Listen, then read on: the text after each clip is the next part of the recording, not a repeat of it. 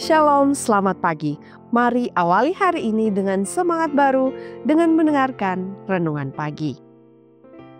Kamis 2 Januari 2025.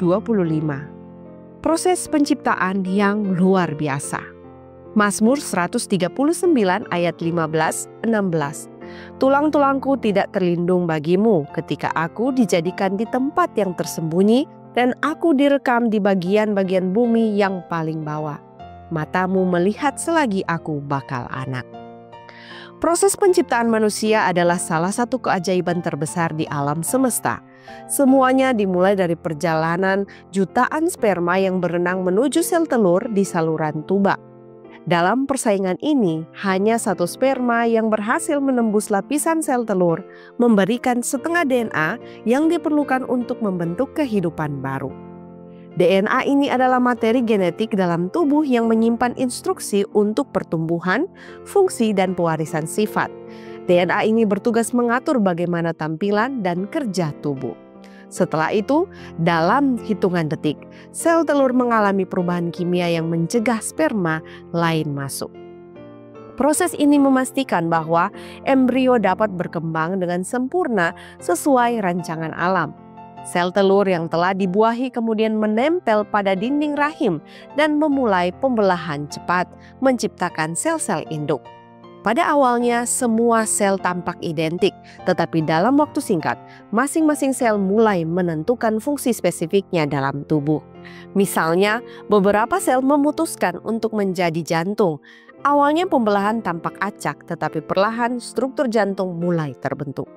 Sel-sel ini berkembang menjadi otot, pembuluh darah, katup, tendon, dan jaringan saraf dengan urutan yang sempurna. Dalam waktu sekitar 2 minggu, jaringan otot mulai bergerak.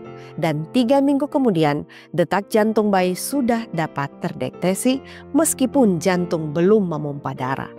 Sementara itu, sel-sel lain memilih menjadi mata, satu-satunya jaringan tubuh yang transparan. Proses ini mencakup pembentukan kornea, lensa, serta otot kecil yang mengatur jumlah cahaya yang masuk.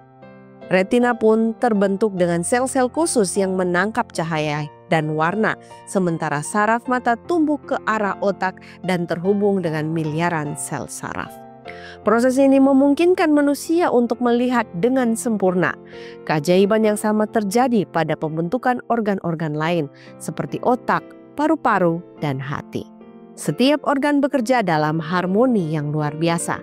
Contohnya adalah perkembangan sistem pencernaan, di mana usus mulai terbentuk untuk memproses makanan dan ginjal berkembang untuk menyaring limbah tubuh. Proses ini juga dapat dilihat dalam perkembangan sistem imun bayi yang mulai membangun perlindungan terhadap berbagai ancaman penyakit, memastikan tubuh dapat bertahan hidup.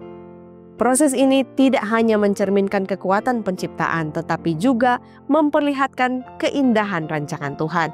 Seperti pemazmur, "Aku berseru, sungguh, aku diciptakan secara ajaib." Keajaiban ini mengingatkan kita akan kebesaran Sang Pencipta yang merancang segala sesuatu dengan begitu sempurna dan penuh kasih. Jim Brackett.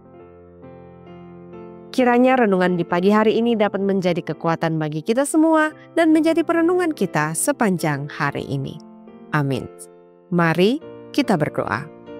Bapa kami di dalam kerajaan sorga, terima kasih untuk berkat firman Tuhan di pagi hari ini. Kiranya kuasa tangan Tuhan boleh menjaga dan melindungi kami sepanjang hari ini. Inilah doa kami, hanya di dalam nama Yesus kami telah berdoa. Amin.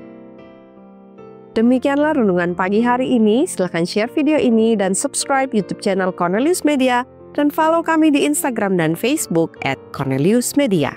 Tuhan memberkati kita semua dan sampai jumpa esok hari.